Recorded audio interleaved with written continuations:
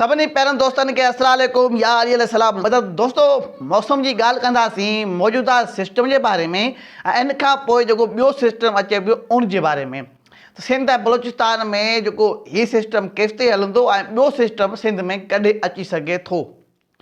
त हिन सिस्टम मां थर पार्कर में तमामु ज़बरदस्त बरसाति पई ऐं अहिड़ी बरसाति जेका मॉडल शो करे रहिया हुया बिल्कुलु ईअं ई पई। बाक़ाइदे वधीक थर पार्कर जेके बि दोस्त आहिनि कमेंट में पंहिंजी मतिलबु त इज़हार करे सघनि था, असांखे इतला करे सघनि था तव्हां वटि हिन सिस्टम मां केतिरी बरसाति पई ऐं तव्हां असांजी अपडेट मां मुतमइन आहियो या न आहियो। सिंध जे बाक़ी इलाइक़नि में का अहिड़ी ख़ासि बरसाति न पई, लेकिन अगरि ॻाल्हि कयूं त अॼु राति जो इम्कान ज़बरदस्त आहिनि विचोली सिंध, उनखां पोइ ओभर सिंध, थर पार्कर, ॾखण सिंध जे कुझु इलाइक़नि में। यादि रहे सिस्टम जी अॼु आख़िरी राति ऐं सुभाणे 27 तारीख़ ताईं मूं सिस्टम चयो, 20 तारीख़ ते मूं जेका पोस्ट रखी हुई तव्हां ॾिसो त 23 तारीख़ खां वठी 27 तारीख़ ताईं सुभाणे सिस्टम जो आख़िरी ॾींहुं आहे। बहरहाल सुभाणे सिस्टम काफ़ी कमज़ोर थी वेंदो। सिर्फ़ु अगरि ॻाल्हि कयूं त कुझु बॉर्डर साइड इलाइक़नि में बरसाति थी सघे थी। उन सां गॾोगॾु अगरि ॻाल्हि कयूं त सुभाणे ॾखण जूं सुठियूं हवाऊं बि लॻंदियूं, पर अहिड़ियूं ख़ासि न हूंदियूं, बहरहाल सुठियूं हवाऊं लॻंदियूं जंहिं सबबु कुझु गर्मी में घटिताई अची वेंदी, ख़ासि करे ॾखण सिंध में। बाक़ी विचोली ऐं उत्तर सिंध में गर्मी जो माहौल जेको आहे साॻियो हूंदो। दोस्तो हाणे मौजूदा सिस्टम जी असां ॻाल्हि करे छॾी त सिर्फ़ु अॼु राति ताईं सुठियूं बरसातूं वसाए सघे थो, छो त अॼु राति ताईं कुझु चांस मौजूदु आहिनि। उन खां पोइ अगरि ॻाल्हि कयूं अचण वारे सिस्टम जे बारे में त इनशाला जेको हीउ जुमो अचे पियो, जुमो छंछरु आचर मतिलबु 31 तारीख़ ऐं 1 अगस्त ऐं 2 अगस्त ऐं 3 अगस्त, 31 खां वठी 3 अगस्त ताईं बरसाति जा चांस मौजूदु आहिनि ऐं उन जे बारे में तव्हांखे वरी वक़्त ते तव्हांखे रिपोर्ट ॾींदसि। जेको हाणे ॾींहं अचनि पिया जुमो छंछरु आचर, इन ते चांस सुठा नज़र अचनि पिया।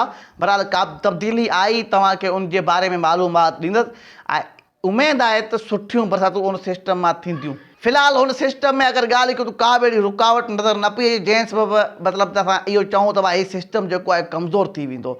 उमेदु आहे वधीक तव्हां दुआ करे छॾियो, छो त सिंध में थर खां सवाइ सिंध जे बाक़ी इलाइक़नि में किथे का हल्की फुल्की या कुझु इलाइक़नि में तेज़ बरसाति पई आहे। बाक़ी पूरी सिंध में सिर्फ़ु अगरि ॻाल्हि कयूं त शदीद गर्मी हुई ऐं उन सां गॾोगॾु सिर्फ़ु ककर छायल हुया, किथे किथे का कण फुण पई आहे, बाक़ी का ख़ासि बरसाति न आहे पई। हिन वक़्तु बि ओभर सिंध में ककर ठहनि पिया जेके राजस्थान खां सिंध में दाख़िल थी चुका आहिनि। उमेदु आहे त अॼु राति सिंध जे कुझु इलाइक़नि में ज़बरदस्त बरसाति थिए।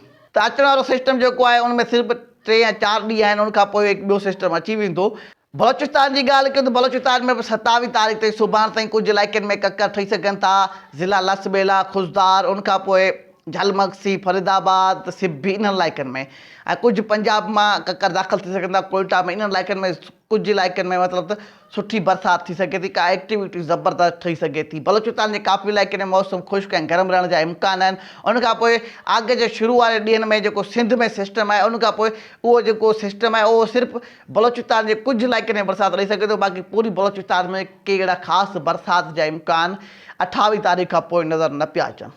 दोस्तो अॼु 26 तारीख़ सुबुह जे टाइम थर पार्कर में गजगोड़ सां गॾु बरसाति जा असांखे इतला मिलिया आहिनि ऐं हीउ सिस्टम हाणे जेको आहे अॼु राति ताईं बरसाति वसाईंदो ऐं ॿियो सिस्टम जल्द अचण वारो आहे।